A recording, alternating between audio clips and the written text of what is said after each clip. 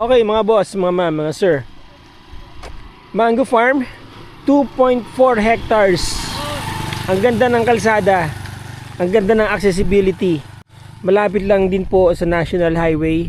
Less than 5 minutes. Two-way concrete lane, kagagawa lang po. Simula dito yung property. Doon, no, merong portion dyan.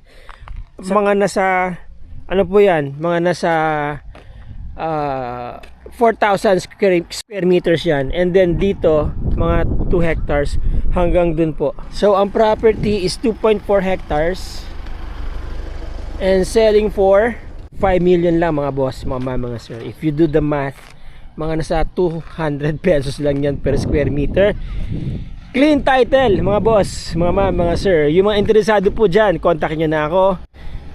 Private link po ito. Send ko lang dun sa mga client na interesado. So, kontakin nyo ako mga boss, mga sir. Yan. 2.4 hectares, Iba, Zambales, mga boss, ang location, ano. Kaya napakaganda. Nandito po ang future urbanization, mga boss. Frontage na lumalabas ito, frontage hanggang dito po yan. Tapos papunta doon, lumagpas ng konti doon sa may kurbada. And then itong kabilang lote may frontage din, mga boss. Okay? May mga structures na meron ng connection ng kuryente. Alright? Tawag po kayo kung interesado kayo dito para makita na ninyo ano po. First come, first to buy, di ba? Okay, so there you go mga boss. Salamat po sa inyo.